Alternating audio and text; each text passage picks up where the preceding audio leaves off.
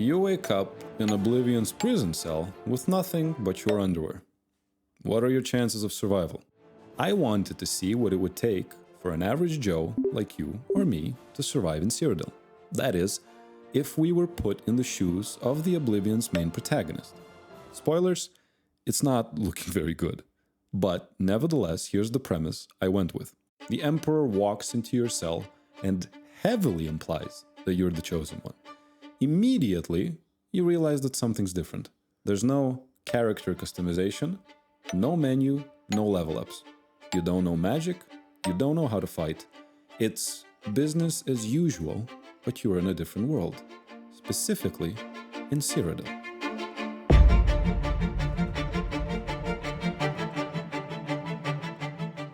Besides your favorite underwear, all you have is knowledge. If you've played Oblivion before, you know what happens next. And that's when you should realize that you're kinda screwed. The Emperor's Guard open a secret passage. That's a way out if you want it. If at this point you just decide to stay in your cell, then props to you. That's smart. Maybe boring, but smart. But let's say you don't want to stay in the cell and decide to leave. You know how it'll go next. There's an ambush. One of the blades dies and the rest of them tell you to buzz off. A wall collapses and you're attacked by giant rats. Your first combat begins. And well, what do you do at this point? You're in your underwear. That's kinda lame. You can't have that. You're the hero, after all, right? So, you grab a katana from the fallen guard. The day has finally come when you wield a worthy weapon. Like a true neckbeard in dino undies, you lunge forward with your magnificent sword and stab one of the beasts. Your strike lands. The rat is pierced. While you try to free your sword, the other one attacks you. You see 3 more rats behind it. As you try to fight them off one by one, they slowly surround you and one bites you in the leg. You hear your femur bone crack as your vision dims from the pain you've just experienced. What the hell? You utter, confused and dazed. Well, you see, these are no ordinary rats, dog. A rat in Oblivion has a bite that's roughly 5 times stronger than that of a German Shepherd. How could I possibly say that? Well, we did the math. First, we estimate the rat to be about the size of an Australian Shepherd, so around 45 to 55 pounds in total mass. A typical Norway rat, which weighs about 12 ounces in the real world, can exert bite force of about 25 newtons. It's about what a 4-pound dumbbell would exert on your hand if you were holding it. That's quite impressive for a small rat. Now, we scale this fur tank to its Oblivion size. Considering that bite force scales with body mass to roughly 2/3 the power, we can estimate using this formula that the bite force of the Oblivion rat is anywhere from 380 to 650 newtons, or 500 newtons if we just take the average. This is around 85 to 145 pound force. Still with me? Because that's not even the worst part. The Oblivion rat has these nasty front teeth. We can estimate each to be about 1 centimeter wide and 3 millimeters thick, giving us an overall area of 60 square millimeters or 0.093 square inches. Which means that with its front teeth alone, the rat can exert the force of anywhere from 900 to 1,500 pounds per square inch. What the is that? What the is that a Oblivion rat? Hey, don't look at me like that. That's a weird looking Oblivion rat. A German Shepherd's bite is about 220 pounds per square inch, on average. On a bad day, this rat bites 6 times harder than a German Shepherd. And let me ask you this. How confident would you be against an aggressive German Shepherd in a fight? What about 2 or 5? Granted, this rat is not as fast as a canine, and granted its back teeth would only exert the force of 300 to 700 pounds per square inch, which is more akin to a big cat or a bear. But that's not even the worst part.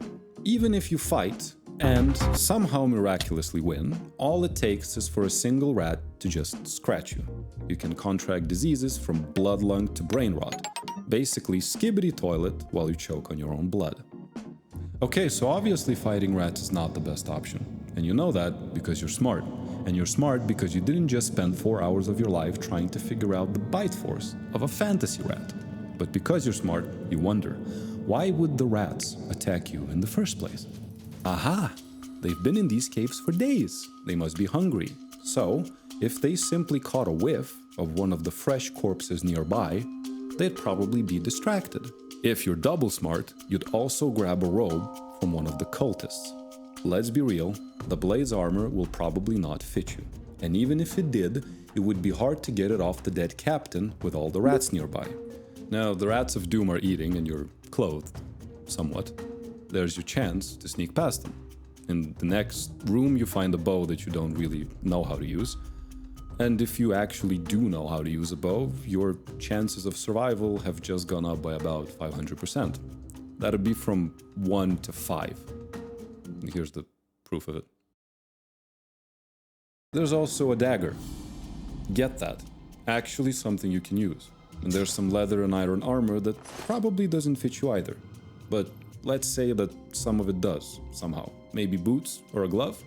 Now, half in a robe and half clad in armor that's probably too heavy for your average physique, you haul ass. You dodge a few more rats fighting a zombie, you run past some more of those hellhounds and finally get to the goblins. Now, if you didn't fight the rats, you definitely wouldn't want to fight the goblins. They know how to use weapons. Magic. And if you remember the tutorial, then this is the part where you sneak. Now, let's hope that none of that iron armor you found fit you, because it would really suck if they spotted you. Okay, don't panic. You can do this. You're smart, remember? And smart people know when to f***ing run. Haul your ass like it owes the goblins money. Next room is where you find the Emperor again. Just get there. You made it? Hopefully. It would be really embarrassing to die in the tutorial.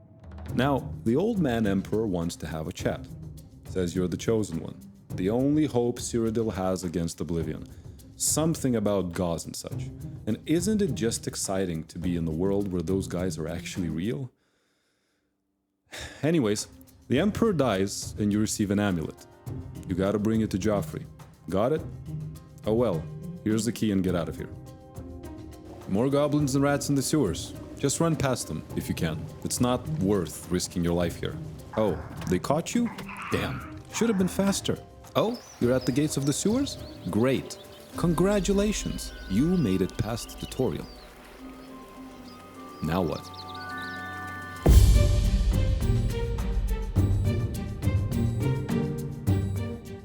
Now the game begins, right? If you look at the existence through the lens of divine play, then maybe. But let's be real, shit's about to get unequivocally bad. Let's recap. You woke up in a magical world, in your underwear. You don't know magic or how to use a weapon. Regardless, you're the chosen one.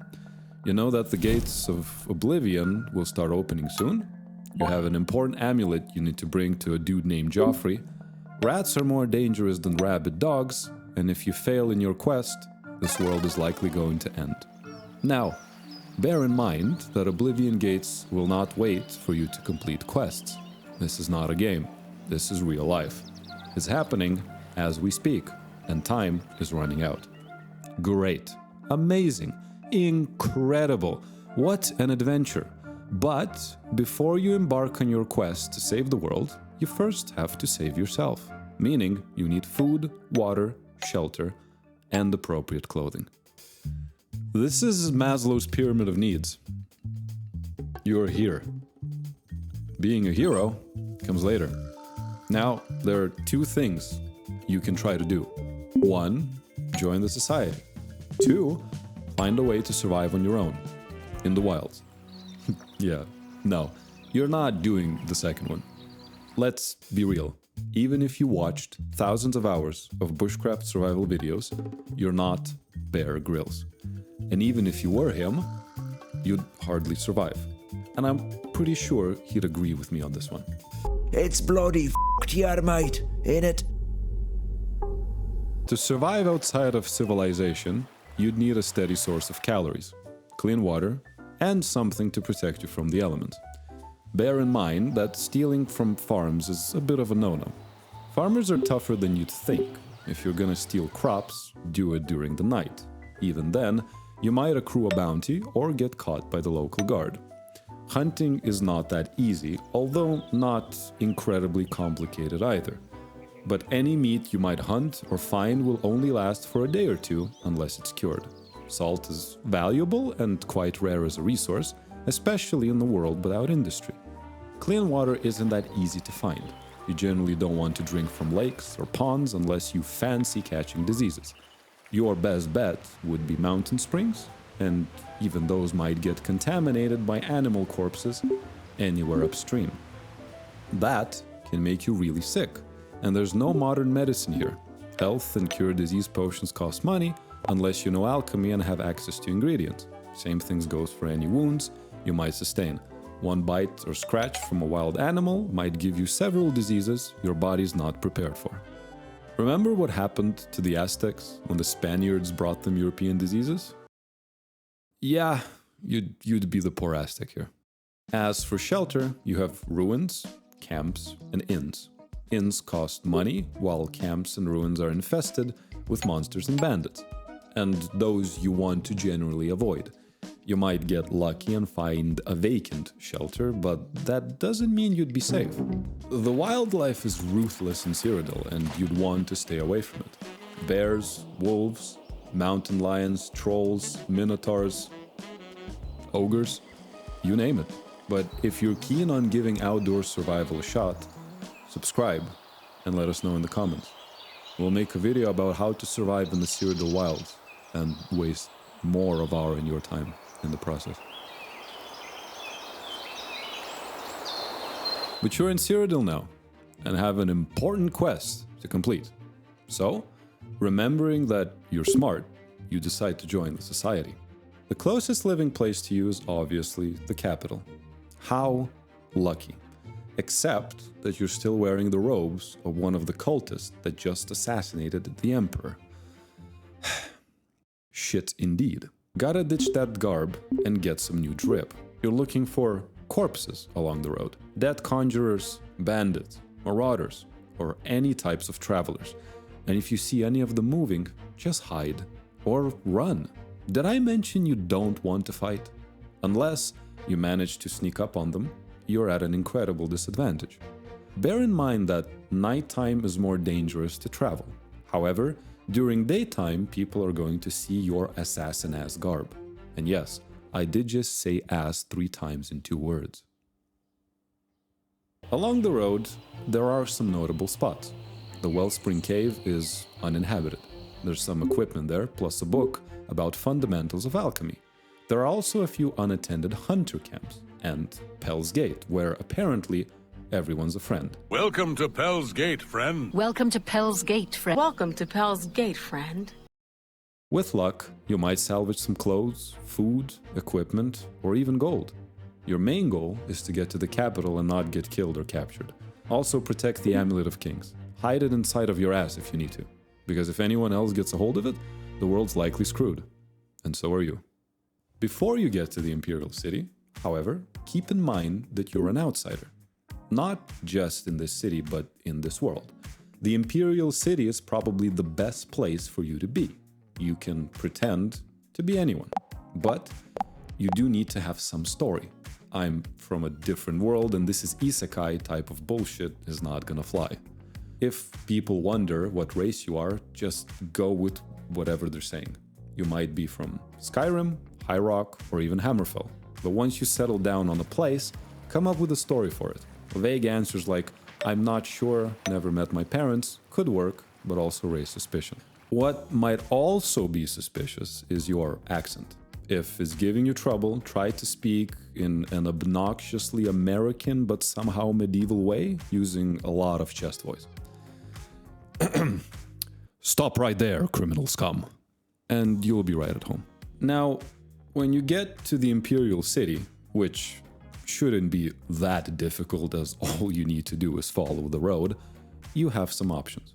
You can try to convince the local nobility, clergy, or anyone powerful that there's a catastrophe looming, but let's be honest, you'll just be seen as some lunatic who stole the Amulet of Kings from the dead emperor. Now, this is not a fantasy game. Not anymore, at least.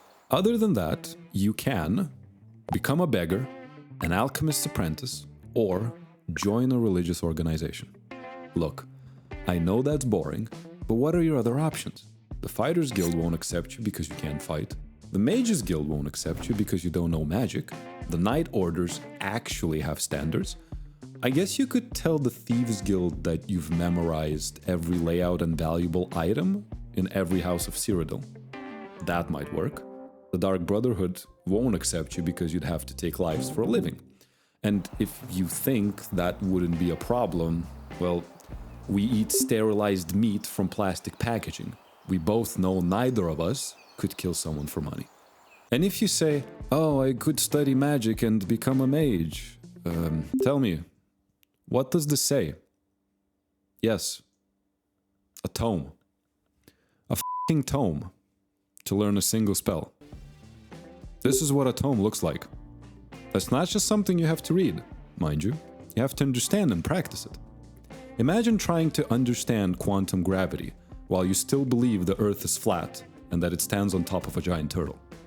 Even if you were gifted, you could probably learn Starlight by the time the Daedra finish leveling Bruma to the fucking ground. So, forget magic. Now back to our choices. I assume you don't want to be a beggar. Plus, serving a god takes time. You also kind of have to believe it. Otherwise, it gets old. So, alchemy it is. If you picked up a book on alchemy and some plants along the way, it would be a good profession to get you started. It's not smithing where you actually have to work, am I right? It's relatively low risk and outdoorsy, so great if you're white. And you can turn basic ingredients into potions to sell. You will need money. This would provide food, water, and shelter for you. And once you establish yourself as a someone and scrape enough gold, you can hire an escort to go and see Joffrey. If you can, equip yourself with a silver dagger, just so you'd have a chance against any potential ghosts or Daedra if you get into a tough pickle. Have some healing, cure disease, and fire resistance potions on yourself. Also scrolls, like invisibility and something with fire damage if you happen to meet a troll. Now if everything goes to plan, you get to go to Wayne and Priory and see Joffrey. Also, watch out for mountain lions. Let's see if we can't find those mountain lions. Once you find Joffrey and deliver the amulet, he will ask you to travel to Kavach in search of the last heir. Now I know that you want to please everyone, and it's hard to say no, but this is where you have to be an adult and draw boundaries. Say something like, listen, Joffrey, my man, I am but a humble servant with no powers. While I possess clairvoyance and can even tell the future, I am absolutely useless in adventuring and fighting. Now, get some of your blades to run your f***ing errands while I tell you where the Oblivion gates are gonna start opening. You're no hero, but with all your game knowledge, you might just establish yourself as someone who has helped to fend off a catastrophe. Your best bet would be to side with allies that seem most likely to close all the gates. And if you manage to help enough and even survive the Oblivion, you might just become someone important. An advisor, maybe. You'd go from surviving to thriving. And in your free time, you could start learning magic, or sword fighting, or just continue mastering alchemy. That's when your adventure would begin. Slowly, you could start exploring this world and see more of its beauty and wonder. To become the hero that you want takes time. But to be the hero that the world needs, you gotta be honest with yourself. You have to start where you are. And there's no shame in that. To survive in Cyrodiil, you'd have to take every moment like it was your last. I started writing a script for this video with absolutely no f***ing clue what to say. But eventually the video was done because I kept sitting down with the script, asking myself, what can I realistically do now? And I know that the stakes are much lower than survival, but the principle remains the same. And if you liked this video, give it a thumbs up and leave a comment. It would mean a lot to us. Thanks.